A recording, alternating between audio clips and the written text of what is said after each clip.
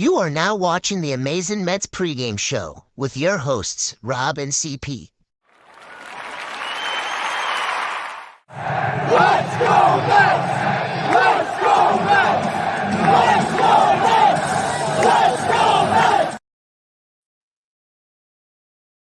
What's up, Mets fans? Welcome back to the Amazing Mets pregame show, postseason edition. How are you doing, Mets fans? As you are enjoying this lovely Saturday in October, and the Mets and the Phillies are playing in NLDS Game 1 of the series at Citizens Bank Park. And I know everybody cannot wait for 4 o'clock. All day I was working, just thinking about the game, talking to coworkers about how many innings is Kodai going to go, pitches, etc., all types of different scenarios. And it is less than 2 hours away until game time. Chris, how you feeling, buddy? I'm feeling good. I'm feeling energized, man. We took a nice little day off yesterday. We kind of had to sweat through a tremendous wild card series with the Brewers. I'm feeling pretty good. I'm feeling good.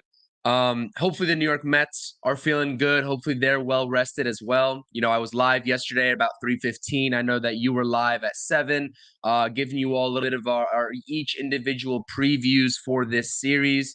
Recapping the Brewers series, but quite simple. Job is not finished. Change the narrative. Again, the national baseball media is talking about, the Mets are on a run. They could make a run. But again, the Phillies are the team to beat. And honestly, I don't disagree with that statement. But again, this 2024 season, this run has been magical. Why let it end here? Go out there, set the tone for this series. You got Kodai on the mound. We're going to talk about, what we could potentially see out of Kodai Senga in his return back. Second start of the season. And what bigger of a scenario and what bigger of a way than going to Philadelphia for NLDS Game 1? Yeah, absolutely. And, I know everybody was shocked when when they asked him the question, who's starting Game 1, everybody's thought process was like, oh, Peterson, because it was his throw day in Game 3 of the Brewers series when he closed it out, or Tyler McGill. Nobody had it in their mind that Game 1 Kodai Senga. Now, people would have probably brought it up considering the fact that there was rumblings about him joining the postseason roster at some point if the Mets continue to go further and further into the postseason. But again, Game 1 in the postseason, in hostile territory, in Philadelphia, they are telling us something we don't know, in my humble opinion. And let's start right away with the matchup, right? We know most likely the Cy Young winner is Zack Wheeler, right? He's been outstanding this year. He is electric. We all know him. Obviously, was a Met, former Met. We know how good he has been with the Phillies. But with Kodai Senga, and we got to get right into it because with Kodai, nobody really knows what we're going to get from him. Pitch-wise, innings-wise stuff. But here's one thing I believe, and I said it on my Mets Talk Live show. I said it with Subway to Shea with Ant yesterday as well. They wouldn't make this move, Game 1, on the road, in Philadelphia, in the NLDS, if Stearns and Mendoza and other coaching staff and medical people all weren't comfortable with what they've seen. And you say, well, what have they seen? How much could he actually pitch? Well, I think he was hidden away in Port St. Lucie, throwing a live bat in practice, playing simulated games, and working up his pitch count. Now, maybe that's just a fairy tale in my head, but I don't think they would use him as an opener. I don't think it makes sense. You're going to use a lot of your bullpen in Game 1 when you might have 4 more games after today. I don't see them doing that. I think that's a bad job if they think that's the route they would go, because then it wouldn't make sense. So in my opinion, I think he's probably okay for probably 70 to 80 pitches, to be quite honest with you. I think he's built up his strength in that case. And I think Mendoza and Stearns says, well, guess who the Phillies haven't seen this year? Kodai Senga. And I think with playing in that ballpark, the Ghost Fork his heavy ball gets a lot of ground balls. You don't want them to lift that ball in that ballpark. That's how you beat the Phillies, by keeping them in the ballpark. Why not go out there with Kodai Senga? I don't know what you're thinking, Chris. Obviously, we're going to get your opinion just now, but that's my feeling when it comes to Stearns and Mendoza making that decision for game 1 on the road. I wouldn't be surprised if it goes either way. And the only reason I say this is that, you have Tyler McGill also waiting right behind Kodai Senga. So it doesn't really matter if Kodai goes 3, 4, 5. I would like to see him pitch deeper into the ball game naturally because, one, we just haven't seen him enough. So I think that if he's out there right now, they've deemed him ready enough and healthy enough to go out there and pitch effectively in the biggest stage and biggest part of the season. But two, he's had success against this Phillies lineup, right? Last year he had I think a couple, at least one, just tremendous start. Might have even been his best start of his career so far, very early into it in the MLB against the Phillies. Like, I want to see him pitch deep into this ball game, but I understand if the philosophy on the flip side of things, I understand if the philosophy is pitch him for 2 to 3 innings, keep him around maybe 60 pitches instead of 70, 80, 90, right? I don't think we see 90. I think that's just unrealistic. I think maybe 70, 80, like you said, but I also wouldn't be surprised with maybe 55, 60 because you have also Tyler McGill. Now, Carlos Mendoza, we know who's starting game 2 and 3, presumably, right? Game 2 is going to be Luis Severino, from what I heard. Game 3, I would have to think it's going to be Sean Manaea. I would have to think. And then you see what happens for a potential game 4 or 5. I think that, with their success against the Phillies, I'm pretty confident in going out there with a combination of Senga and then knowing that McGill and Peterson are also available out of the bullpen. So you don't really need to burn your bullpen, your true bullpen guys, because you have those starters waiting in the wings. Now, again, like, the strategy changes if this turns from a 3-game set, 4-game set to a 5-game set, right? Because obviously the Phillies as well, they're only carrying 4 starters. The New York Mets are coming off of a series against the Brewers where obviously Jose Quintana just pitched, so he's not going to be ready until a game 4 or 5 as well. There's a lot of different scenarios here, but I see this playing out both ways, where they're going to try to use him to the max, right? Because they've deemed him healthy enough, or they're going to try to still ease him in, but knowing that Tyler McGill is waiting right there. Or David Peterson. It doesn't really matter. I think that David Peterson has had a little bit of less success against the Phillies in his career than Tyler McGill. Tyler McGill actually just owns the Phillies. I'm not going to even lie to you. Hopefully I don't jinx it, but I was looking up the career stats against the Phillies for Tyler McGill. He does really well against that ball club. So, again, I can see a situation with both, but I think it'd be a little bit disappointing for me to see him go out there and only toss like 2 innings as an opener. I think that would be a little bit disappointing for me. I agree with you. Yeah, and what if he dominates in those 2 innings? Like, you're not going to force the issue if you already planned on doing 2 innings. So, I looked up McGill's stats against the Phillies as well, even prior to yesterday on the off day. I looked. I'm like, huh. I'm surprised they didn't go McGill game 1. You could have easily eased Senga into this series. I'm not saying throw him out of the bullpen or anything like that. I don't think the Mets want to do that. But you could have worked around. You could have set him for game 4 if necessary. And worst case scenario, if you're in a spot here where you might be in elimination mode in game 3, maybe you'll have him ready to go, even if it might be out of the bullpen anyway. I think they were. I thought they were going to ease into it. Unfortunately, if it was a 7-game series, it would be easy to get as many starters out there as you can, especially a guy who should have been your ace. It is going to be very interesting. Again, we're not just talking about an NLDS here. We're talking about a guy who hasn't pitched more than 5 innings this year. So we really don't know. They got their ace on the mound. We have our quote unquote ace on the mound with no expectation of what he can do. And, I think all of us are right? He can go 2 innings, be an opener. He can go 6 innings. And would anybody be shocked? Like, I really do feel this. I don't think they would put him in this game. Now, if it was at home, I would have probably said you might be right with the opener. I think because he's on the road and they made that decision kind of quickly. Like it was basically what party time on Thursday, and they made the decision. I think it was at the post game interview that Mendoza said it. I mean, I feel like they wouldn't do that because worst, even if you do 2 innings, and see what I don't like is that I mean maybe you could just throw Peterson in the bullpen and that would be their choice, and then McGill would piggyback off of Senga. I mean that wouldn't be the worst thing in the world, right? I would be okay with that. I would just be a little worried because you're putting a lot of confidence in Severino, Manaya, and Quintana if those games happen, that if any of them pitch bad early on, and say if you did use Peterson in one of these games and you can't lose him as a long man because he hasn't done it, you lose that extra guy that you could go to. And again, who cares about game 4 and 5? It might not matter, right? I Do think you think though?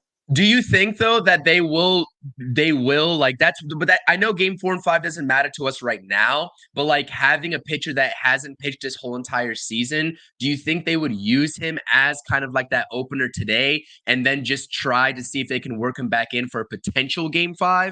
Do you think they're even thinking about that or no? so you're thinking this is like, all right, trial by watching in like 2 innings and see what he got. And if he's really good, we're like, oh, I guess we can use him in game 5 if necessary. Like, so this is like a, hey, Something look, like he's that. back. Yeah. I don't know. You're playing with fire there because if he gets rocked the first couple of innings, like, you're already down, it can be demoralizing. I know this team has bounced back so many times, but that can be demoralizing. Everybody's excited that Kodai Senga is back. And if he gets lit up in the first 2 innings and you have to use McGill because he's getting lit up, no, different story if he shuts him down and then use McGill, you understand why, and you get that understanding and that plan. But if he gets lit up and then you have to use McGill because he got lit up, and their plan might have been, all right, let's put him in game 1 as an opener and then use him for game 5. Would you use him for game 5 if you got lit up in game 1 for 2 innings? I don't know. Like, I think they're kind of like playing with fire, but these guys don't seem like they make a decision rationally, like an irrational decision. They've done their homework on this. I truly believe this guy was in Port St. Lucie working his ass off, getting this pitch count up, because I don't think they would have made this move, especially on the road. I just don't feel that. Now, I could be totally wrong. Again, we'll see in about an hour and 15 minutes. But the way Senga spoke in the interview, in I think what was it, yesterday or today, he just looked very like he was smiling when they were asking a question about how many innings, how many pitches. I truly think this is like the biggest kept secret in postseason baseball right now. Like, I truly believe that. Like, I think we're all going to be shocked at what Kodai Senga is going to put out there. Not saying the Mets are going to win, because the Mets could not show up offensively and Senga could pitch good. We've seen this enough in 3 games with the Brewers, right? I wouldn't be shocked. I think they've known that they had this plan with Senga before, right when the Mets clinched their ticket in Atlanta. I think they marked out when Kodai Senga can come back. And they said, if we beat the Brewers, this is where he's pitching. I truly believe that. Because for Mendoza to say that post-game, just blur it out there, he wasn't drunk. He blurted it out there without a thought. Like, if you heard it, as soon as the question was asked, the answer was there, Kodai Senga. I mean, that's not something that you and Stearns talk about in the back room right after the game. So I just think that this is well planned out. This is the biggest kept secret, and they fooled everybody. The Phillies probably weren't expecting it. We damn sure weren't expecting it. So just imagine the Philadelphia Phillies probably preparing for David Peterson or Tyler McGill. Now you gotta prepare for Kodai Senga. Yeah. In that ghost fork pitch. I was on my live stream yesterday and I was making my slides with either McGill or Peterson waiting for the announcement, and I was going to talk about both, but then they kind of, made it official, quote unquote, about the Kodai Senga sort of news. I should have, I guess, I didn't hear Mendoza say it in the post game after the Brewers game, so I didn't really know about that, right? Maybe I should have been looking out for that, but I didn't hear it. And so I got completely blindsided on my live stream yesterday. Again, after you guys watch this, go check it out. Go check out Subway to Shea live stream with Rob. Go check out the Mets Talk Live with Rob. Please also just hit the thumbs up if you're a part of this chat. I think we got bogged down by this game preview here. Hit the subscribe button, hit the thumbs up button, obviously. But yeah, no, 100%. I think that I looked at that interview, right? The press conference with Kodai Senga, right? You saw his demeanor. He was smiling. You saw the preseason, right? Even before the season started, they were asking him, which lineup would you like? Are you most excited to face? And he said the Phillies, right? Like, there is something between Kodai Senga and the Philadelphia Phillies that is like personal. Like, there's not a long-standing history there, but he's just kind of hand-selected for one reason or another, the Philadelphia Phillies lineup. And honestly, he's had good success against them. Now, again, you talk about that ghost fork pitch. He throws it for about 33% of the time, just a tad under at like 32 point something. And guess what? Last season, obviously, he's only pitched in one game this season, right? At the major league level against the Braves, he did pretty solid. But last season, opposing hitters were only hitting 110 off of his ghost fork pitch, right? Off that fork ball. 110. Like, that's insane. So I agree with you 100%. This is such a switch up for the Philadelphia Phillies lineup when they're kind of game planning for either Tyler McGill or David Peterson. And now they have to go ahead and realize that, shoot, I'm going to have to try to lay off this fork ball this whole entire game. It's not an easy game plan to sort of get notified the day before, as you're sort of prepping for this series. So we'll see what happens. Obviously, I'm a little bit, intrigued to see how the Philadelphia Phillies also come out having, sat. I hope that the history repeats itself with these teams that bought themselves the, opening round bye and skipping the wild card and showing up rusty and a little slow after having sat for a couple of days. I hope that kind of repeats itself. But again, we'll see. I think that momentum is a very big thing in the postseason. We've said this time and time again. You get hot at the right time. The Mets are coming off of an electric, hard-fought series, right? They had to do all the little things and they had to execute in order to prevail in that series. And maybe, right, being that game ready, that game speed ready is an advantage for the Mets. At least we would hope. So we'll see what happens. I'm really curious how, what limits they're going to push Kodai Senga to.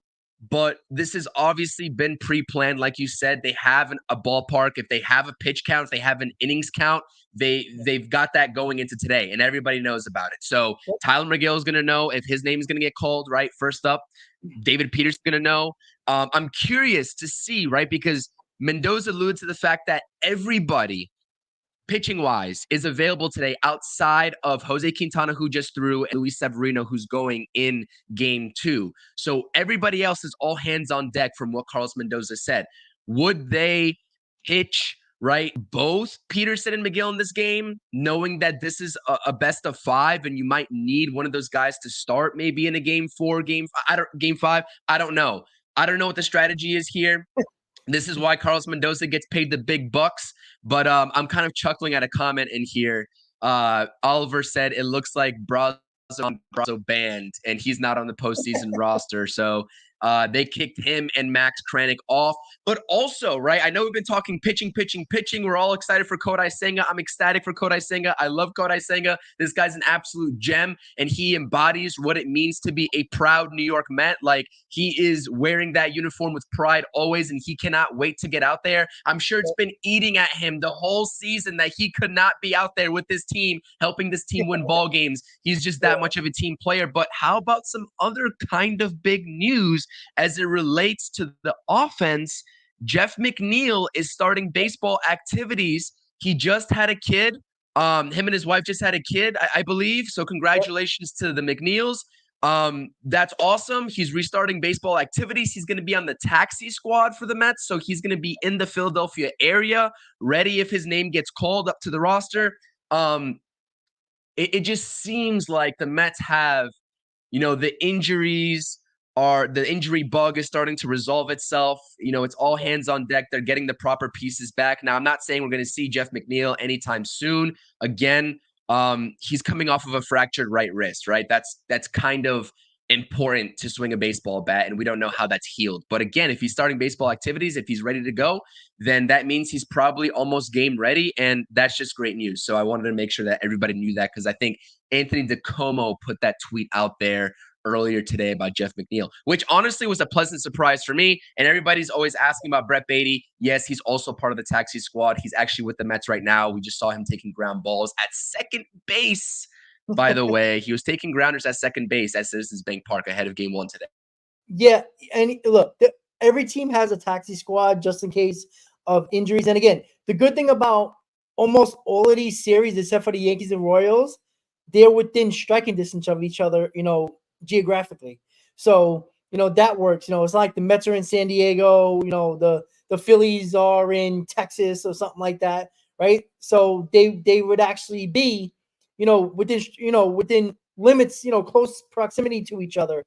But having the taxi squad, you don't have to have the guy travel. They're with the team, obviously. So that's always good. So if somebody gets hurt or, a roster move has to be made because of injury, whatever it might be, those guys can be on the roster like that. And that's always what is a good sign when you have guys on taxi squads. But it is interesting to see who's available who is on the taxi squad, Beatty, McNeil. So I'm assuming McNeil is probably more possibly ready than a lot of they're portraying. I would think if they're gonna put him on a taxi squad just in case of whatever might happen. But what they didn't do craziness with the roster, right? They took off Max Kranick, which he never was used, and Brazaban is off the roster. So that's McGill and Kodai Senga spot now. So nothing's really changed. And speaking of the roster leading into the lineup here, does it look familiar, guys? It looks like game 3 against the Brewers, right?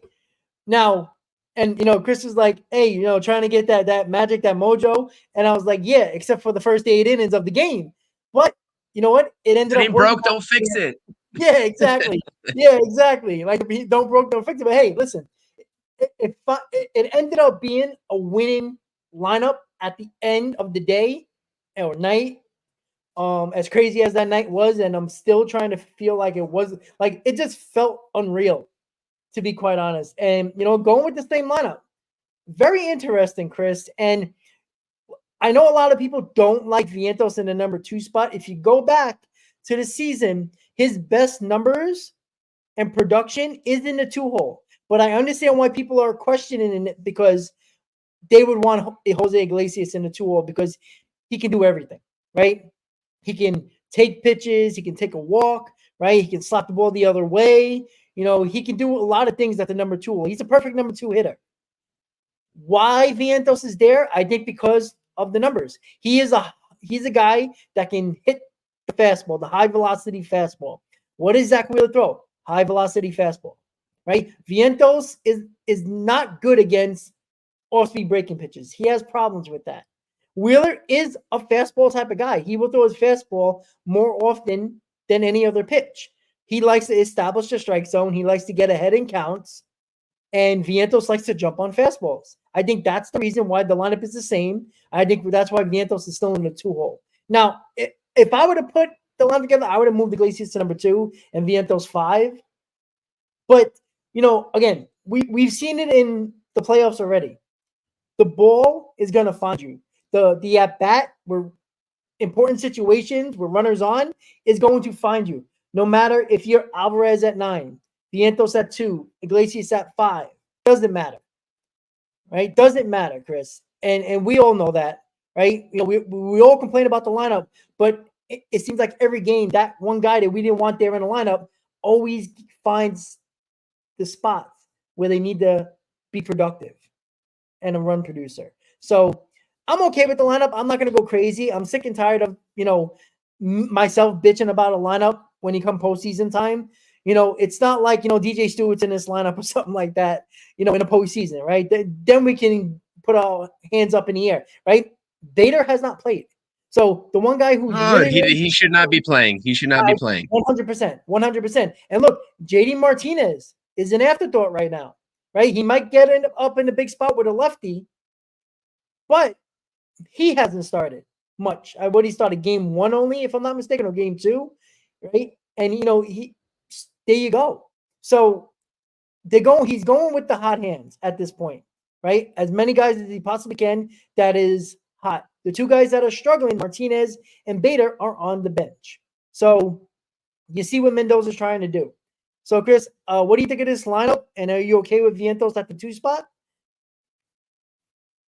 Yeah, I'm fine with it. Honestly, I think I would take the route in terms of, understanding that I think Lindor and Iglesias back-to-back 1-2 is a little bit more efficient for me, in my opinion. And like I've said this in the Brewers series again, right? I was expecting a different lineup for game 3, similar to, I believe, what Mendoza did in game 2 in terms of separating Nimmo and Alonso, and put Vientos in the middle of those guys. But again, this offense, as we've said this entire season, with the personnel that is presented here with us, no matter what the order is, they should be able to put up runs. I think that this is a very balanced lineup, and I think that this lineup provides a little bit more balance. And you look at Starling Marte. I'm watching Starling Marte ever so closely this series because his numbers against Wheeler, first of all, the New York Mets lineup that they threw out there today, I was looking at the career numbers against Wheeler. They're pretty good. They're surprisingly pretty good. Francisco Lindor's had success against him. Marte's definitely had success against him. And you look at like just up and down the lineup, pretty decent numbers. Now we know how the game went on Sunday Night Baseball a week and a half ago, right? When the Mets took game 4 to win that series, Zack Wheeler looked electric. And you're right. He throws his four-seam fastball like 42% of the time. So he's going to establish, just like Tobias Myers did in that game 3, he's going to try to establish that four-seamer. And he honestly might throw the four-seamer in pitchers' counts because, again, the Met lineup loves to do this. When they're down 1-2, 0-2, they're expecting the slow stuff. They're expecting the curveball or the sweeper, right? But they get the fastball and they're frozen. Have you looked at I even rewatched some of those at-bats against Tobias Myers where he kind of froze some guys on an 0-2 fastball. Like, they weren't even ready to swing.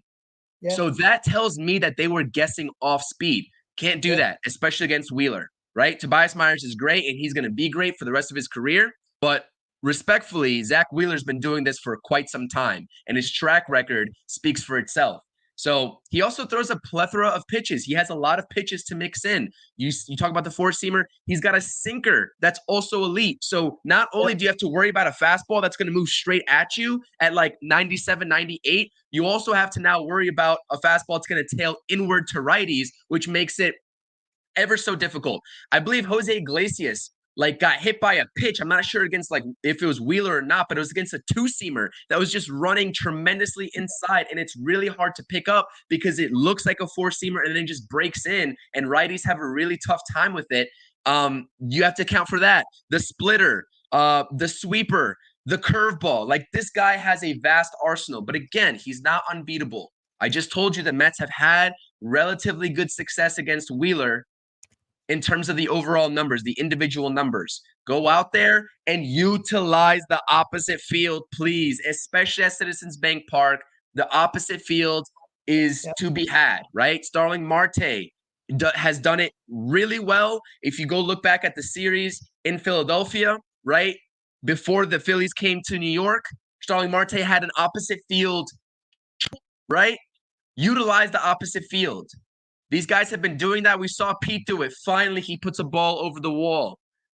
This is a short fence out there in right field. And the Phillies are going to have the same advantage. And honestly, maybe even more so because they have lefties that can put the ball over that wall. And Schwarber and Stott and Harper. But again, I think the bread and butter, especially against a guy like Wheeler, right? You saw where Tobias Myers was trying to paint those pitches outside. You just got to shoot it the opposite way, and good things will happen. I promise you. So I'm looking out for that. I like the lineup. Go out there and just do the damn thing, score some runs. Yeah, they got to just go up to the plate with basic fundamentals, right? Chris, we talked about this, right? You've played baseball. If you are a person who played baseball, I've never understood guessing on a pitch when you're at the plate. You always got to look fastball and adjust to the breaking ball or off-speed pitch. That's the way it's always been taught. I don't know if it's analytics. I don't know if it's watching too much video and they're expecting certain pitches and certain counts, and yet 9 times out of 10 they don't get it. And unless the pitcher is tipping his pitches, how are you going to really know? And they don't throw, 3-0 fastballs used to be just normal. How many times have you seen guys throw curveballs 3-0, right? It's a whole, that's why guessing, especially nowadays, because they'll throw any pitch at any time, is pointless. Like, they need to look fastball. I'd rather look silly looking for a fastball on a breaking ball. Like, I'd rather you have that Carlos Beltran looking curveball, looking at that when you're trying to look fastball and you get caught frozen by that curveball, right? That showed me what Beltran was looking for, right? I don't think anybody was expecting you can't expect a pitch. Like, it's just, especially guessing, it just doesn't work. It might work every now and then, but it's just bad fundamentals when it comes to hitting. And I just hope that they realize, like, if you're going to do your homework, which I'm hoping these guys do, which I think they do, you said it, 42% of the time is that fastball. Why are you looking for anything else at that point is just not good hitting fundamentals. And I think Wheeler is a guy that can be a little bit wild, but he loves to establish the strike zone. He loves to pound the zone and get ahead and count. Like, I wouldn't be shocked if he has, 10 pitches and none of them are in the strike zone. Like, because that's what he does. He throws a ton of strikes. And if he sees you not swinging at them, why would he go outside the zone? Right? But if you're swinging at them, fouling them off, taking good at-bats against them, taking good swings on that fastball, guess what he's going to start throwing? He's going to start throwing that curveball. He's going to start throwing that slider, changeup. He's going to start throwing those pitches, and that's when he can get in trouble too. Because when he can't establish the fastball and can't get ahead in the count with that fastball, the pitch count's going to go up. He's not going to be as successful as he usually is. And the Mets, for the most part, has probably done better against him than probably any other team in baseball. So they just got to stay within themselves. They can't do too much, right? We talked about that in game 1 against the Brewers. They didn't try to do too much. They took what the pitcher gave them, right? Ball on the outside corner, I'll take it to right field, right? If there was a pitch that they needed to drive, they drove it. That's what they need to do here. If you do try to do too much with Zack Wheeler, you're going to have a bad day. And that's something that they have to avoid, right? Luckily for us, we bat first. We set the tone. And the lineup needs to set the tone, right? Shut the crowd up in Philly right away. That's what they need to do. It's going to be jump in, right? I'm annoyed that these are day games. I mean, not really, because I don't have to stay up late at night. I am too.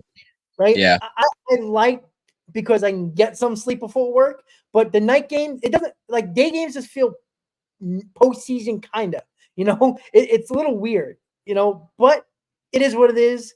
We're still going to be nervous. We're still going to be going through it, but you got to shut down the crowd. You got to shut them down. They're extremely loud. We know how Philly fans are. I've been there numerous times. They can act certain ways that, are not very friendly.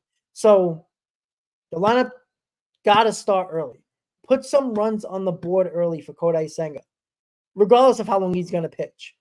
They got Did you talk about Jeremy Barnes and what he said to Pete Alonso in terms of going up to the plate, in terms of Devin Williams's, I guess, tipping, quote unquote, and telling him that's the changeup? Because I see Ken's comment in the chat here talking about the hitting coach, but I thought that was a brilliant moment. I'm not gonna lie to you. Yeah, and you know what? For all the people that wanted these hitting coaches fired, trust me, these guys, some of them, look, clearly that was crazy. And yeah, me and Anthony last night talked about it.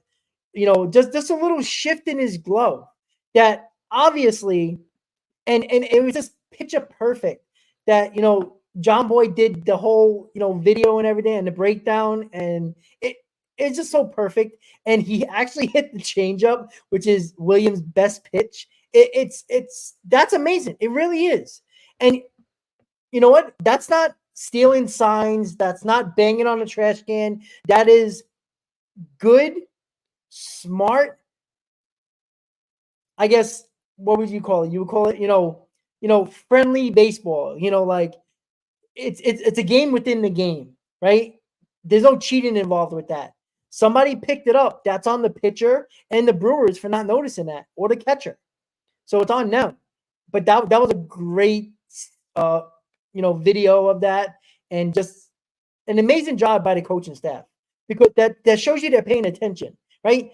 Barnes is the assistant hitting coach. He could be sitting there eating sunflower seeds and twiggling his thumbs, right? That's what he could do. He could just be sitting there. He's not the main guy, right? It's Chavez, but he was doing his job. And don't you think that? And you see that everybody's working here. So again, it's not just a few players or just the 26-man roster. It is everybody on the coaching staff. They're doing their jobs. They're working to get this team to the next level, winning those games. You don't win a World Series just because of the players on the field. It's the coaches. It's the training staff. It's everybody. And you saw it in what happened with Pete Alonso and Barnes. Yeah, I mean, it is quite simple. It is quite simple. That was a good moment. Am I convinced with the coaches? I just said in the chat, I'm not convinced, but it was a good moment. I think that that sort of flies under the radar in terms of the importance. But obviously, everybody's watching at any given moment. They watch film. Like, obviously, John Boy did a really good job in terms of breaking that down. I don't know if, like, definitely the wiggling of the fingers inside the glove, for sure. That's like what any hitter probably looks out for in terms of if they're, have a pattern with that. But not sure in terms of like the glove angle. It was very minuscule. And I think in that big of a situation, I'm not sure if that's exactly what the hitters are looking for. But again, I could be wrong. I have no idea. But that's just like it was a good breakdown. I'll give you that. But yeah, listen, I'm excited for this game. I think that again, the Philly crowd is definitely going to be pumping. Even when it comes back to Citi Field, the Mets crowd is going to be the same way, right? They haven't seen playoff baseball since 2022. This is going to be an electric series. Yep. I'm not going to give. I don't know if you're going to give any sort of predictions. I'm not giving any predictions. I'm staying away from any predictions. I think it's going to be a good series. It wouldn't surprise me if this series does see obviously game 4, but even a game 5. It would not surprise me. I'm feeling good, though. I think the Mets do have the momentum in their favor in terms of already playing baseball and having played meaningful baseball for the last couple of nights in Milwaukee. I think they have that in their favor. Guys are still banged up, though. We know that, Winker's dealing with maybe a back issue, but he's, healthy enough to play back in the lineup today. He's getting on base, making contributions. We know Francisco Lindor is going to be dealing with his back probably until the Mets, either win the World Series or get eliminated, right? No matter what they do, he's going to be dealing with his back issue. So everybody's playing with something, but it's all hands on deck. Unless you physically probably cannot go out there and play to the best of your ability, if you're an everyday starter, you're out there. Yep. I can't wait for it. Now, again, Zack Wheeler versus Kodai Senga is great. I think both teams have aligned their rotations in a unique way. So game 2, you're going to see not Aaron Nola, right? Usually it goes Zack Wheeler, Aaron Nola, but the Phillies said, no. We're going to throw Christopher Sanchez. Christopher Sanchez has, let's face it, he's owned the New York Mets this season. They could not figure out Christopher Sanchez in the games that I watched. So that's going to be a tough battle as well. But again, right, you have the pitching has carried, let's just say this, the pitching has carried the New York Mets pretty much the majority of the season. I'm not saying the offense was non-existent, but they went into cold stretches and they definitely were inconsistent. They're going to have to show up. What we saw from Pete Alonso, we can only hope that 9th inning in Milwaukee in game 3 between Lindor, Nimmo, and Alonso, and what they did as a core unit to will the Mets to victory, we got to see that all series long. It's going to be a tough battle. It's going to be an uphill battle to climb because, again, on paper, I have no problems with saying this. The Phillies probably of any team in the playoffs right now, on paper, roster-wise, probably are the most equipped to make a run. But again, anything can happen. when it comes around to the playoffs and playoff baseball. And that's the most beautiful thing about it. So again, we're going to see what happens today. You got to put runs up on the board. It would shock me if it was a replication of what we saw in Game 4 of that series on Sunday Night Baseball between Wheeler and Tyler McGill. It ended 2-1. The Mets were able to scratch one run off of Zack Wheeler, and they did just enough to win that ball game in the end. It wouldn't shock me if it goes that way again, but I would just rather see more runs scored in this game. Obviously, more so on the Mets side, but offense is exciting, right? I love a pitching duel. Trust me, don't get me wrong. But offense is exciting. So I hope these Mets bats come to show up and they show out. But yeah, I'm curious in terms of how the numbers play here with this lineup, having faced Zack Wheeler obviously recently, but again in their entire careers. I wonder how that plays.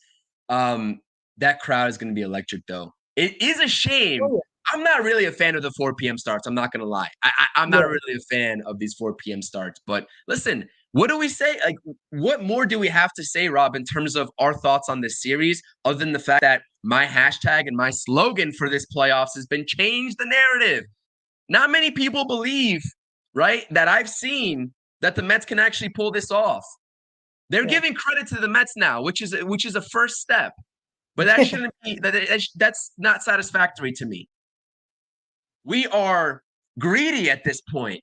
We want more. Yeah. We want more. And I want to see more Mets.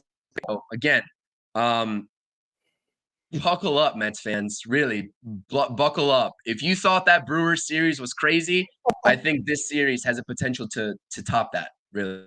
This series is unique within itself.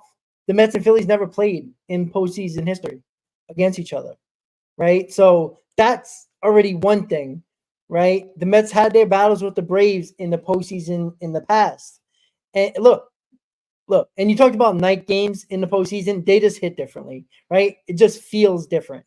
But, it is what it is. We Mets and Phillies got to deal with it. It sucks. It's annoying. And I know there's Phillies in the Philly fans in the chat right now. And listen, we love our teams. We're diehards. We can't stand each other as a fan base. That's okay. That's the whole point of a rivalry, right? Right. That's the fun part about it, right? You're sports fans, right? Giants, Eagles fans hate each other, right?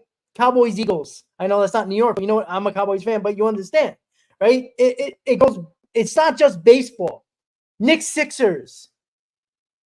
It ended pretty well for Knicks, but sorry about that. But for you Philly fans there. But listen, guys, this is a rivalry that has gone on for many, many years, right? I grew up, when the Phillies weren't very good. Then they started to get good in the mid 2000s, with the Utleys and the Howards and those guys, and all that going on and all that craziness, but all that means nothing. It really doesn't. It comes down to execution from both sides, who pitches better, who gets the big hits, and that's what always determines it in sports, right? We all want to beat the Phillies. The Philly fans want to beat us, right? And I've listened to a lot of Philadelphia radio over the last day or two.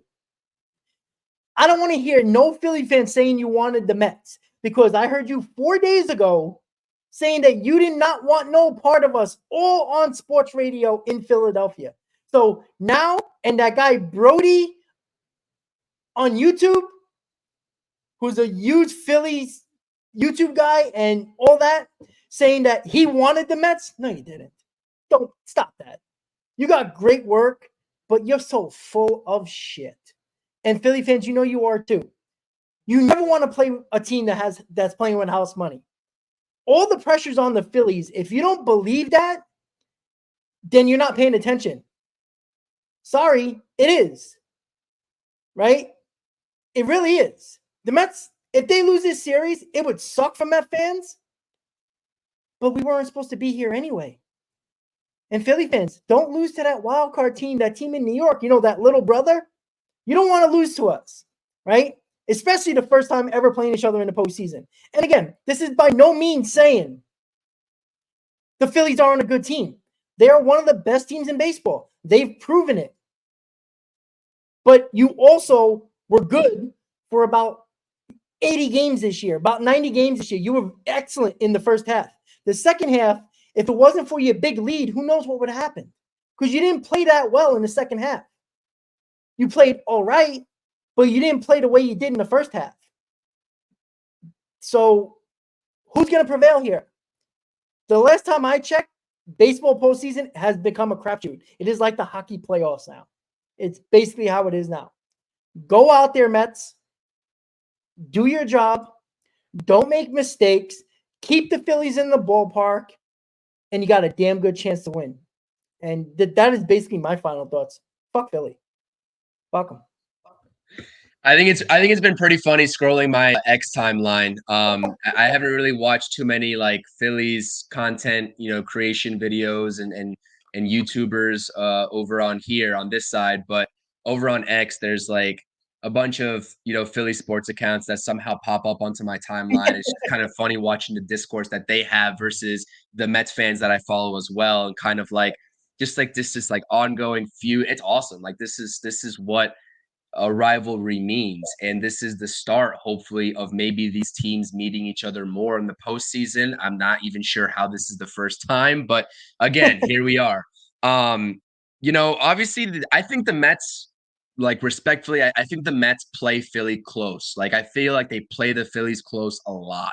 And I know the season series went 7-6 in the Phillies' favor, but again, lots of close ball games mixed in between there. And I think that that has an opportunity to make the bullpen production the difference maker, right? The key difference maker in this series, right? If you're playing these close ball games, if the history repeats itself, the bullpen is really going to be an indicator of who can lock down the opposing lineup once both starting pitchers exit the ball game, no matter how many innings they throw, respectively. So, yeah, no, I'm excited. I know Philly fans are pumped up. We're pumped up, right? We're on here every single day on the pregame and the postgame talking about our New York Mets. I want to come on here, obviously, on the postgame and spam more W's, right? I love doing that. I love seeing everybody in the chat get involved in spamming the W's. Change the narrative, man. Change the narrative. I'm going to end pretty much every single stream from here on out with change the narrative, because the New York Mets obviously have been fighting to change that narrative the whole entire season, but not stopping now. There's no reason to stop now. So it's going to be an exciting series. Again, I think that we can both say, like we all know, if Mets fans don't want to admit it, that's fine. We know Philly's a good team. We know the Phillies are a good team. Like that's a well-established fact. But yeah, there's no way that somebody can tell me that, Phillies in 3 or something like that. No, the Mets are swiping game in this series. And you know what? I think they have a great chance to win it. I'm feeling confident. I'm feeling good. We'll see if that rings true. And we'll have to talk about it. If it doesn't ring true, we're going to have to sit back here on this post game and rewatch it and sort of reevaluate the way we were feeling. But again, as a Mets fan right now, knowing, and I know that, if the Mets lose, we're obviously going to say, we've already established the fact. For me, house money was getting into the playoffs. That was house money for me, personally speaking. To see where this team's at now, I knew that, they had a great opportunity to also get past the Brewers. But now this is extra house money they're playing with. And a team that's playing with house money, right? A team that wasn't supposed to be good, according to Max Scherzer, even trying to go for it, according to Max Scherzer, et cetera, until 2025. The fact that they're in the NLDS is pretty damn good to me. I think that's the definition. In your first year, of a new regime, new president of baseball operations, new manager, it is what it is. And I know that's an easy cop-out, but I don't care. It is what it is. But a dangerous team is one that plays with house money. You are right, Rob. I know you say that a lot. That is correct. Go out there and change the narrative, set the tone, take game one. I think game ones are always important, right? You talk about game one of the Braves doubleheader to put them into the postseason. You talk about game one in Milwaukee, offense coming alive, winning 8-4. Take game one. No better time to have Kodai Senga back. Can't wait to watch him throw the ghost fork. Hopefully he's still very effective and efficient. And I'm hoping to see more innings than not from Kodai Senga. I know we talked about, obviously, the opener, an opener versus maybe going the distance in terms of throwing 80, maybe 85 pitches. I want to see more of Kodai Senga. We haven't seen enough of Kodai Senga. Obviously, health, permitted, but the Mets have a plan already. They have a pre-established plan. They had this plan to bring him back right now, right? This is probably in the works for at least a week, I would say. If not, maybe a couple days. And then they have a plan about how they're going to actually utilize him. Nobody knows, though. Why would they reveal that? They're not going to come out there and say that he's going to be an opener versus, oh, yeah, he's going to go until he gets in trouble. No, they're not going to say that. But I'm curious. It's going to sort of reveal a lot to me about how the Mets view this series, the way they use Kodai Senga here in the first couple of innings of this ball game. So let's go Mets, change the narrative, and catch you on the post game. Let's do it. Yeah, and listen, I just want Mets fans and Philly fans, you might want to join in this as well. I'm not going to say it, but just Google Mets in the divisional round. That's it. That's all you got to do. Google it. Philly fans, Met fans, just Google Mets history in the divisional round. And you understand what I'm talking about. The fact that the Mets are playing with house money is fun to say, but they've earned their way here, right? Just like the Phillies won the division and earned their way to a bye, right? But it also means nothing for either team, because if you don't earn it in this series, you're not going to win. Regardless of who wins, that fan base that loses is going to question a lot of things about their team. We'll see how the outcome comes. But if you're a Phillies fan, you should be confident. If you're a Mets fan, why shouldn't you be confident? Just because on paper the Phillies have a better roster means absolutely nothing. Because if we played it on paper, the underdogs would never win. But Philly fans are funny because they were the underdogs the last 2 seasons, specifically in 2022. So they forget about that very quickly. Like they were in a third wildcard team who made the World Series, who weren't better than most of the teams they beat, i.e. the Braves. Yep. And going through, right? They forget about that quickly. You were the Mets. Just remember that. And by the way, the Mets had more wins than you did in that year than the Mets had this year. So remember that, right? You want to talk about your team? Remember your own history. It was only a couple of years ago. I don't know. Maybe it's the cheesesteaks. But with that said, go out there, win game 1, and you're guaranteed to have 2 games at Citi Field. Just take one of these games. We're not getting greedy here, right? Let Philly get greedy. Let them trip over themselves. You take one game here, you're golden. You got your 2 games at Citi Field with the electric atmosphere at Citi Field. Make it happen. Do your job, play good fundamentals, keep this team in the ballpark. Just win, baby. And we'll talk to you in the postgame show, hopefully spending those W's. And the Philly fans won't show up in the chat if they lose because they just don't. They've done it in years past. They won't do it again. So with that said, guys, enjoy the game about a half hour away. We'll see you in the postgame, win or lose. We don't shy away from losses. We will talk about it. It won't be fun, but we'll talk about it. Kodai Senga versus Zack Wheeler. Game 1 of the NLDS at Citizens Bank Park. Enjoy the game, guys. We'll see you later tonight. Let's go, Mets. Beat those Phils. Have a good day, guys. Let's go, Mets.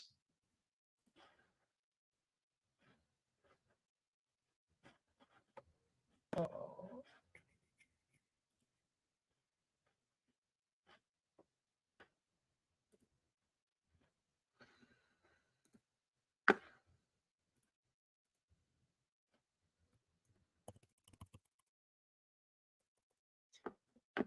My computer froze.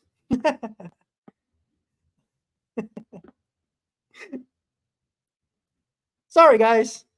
Apologize. But that's okay. Why my computer froze, I have no idea.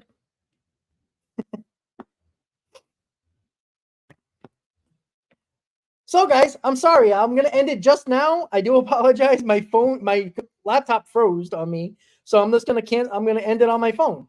How about that? That's a new one. But that's what happens when you're live, guys.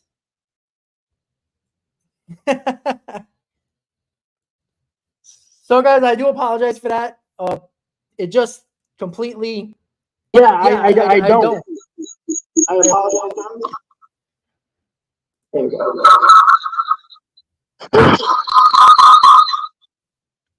All right. Sorry about that, guys.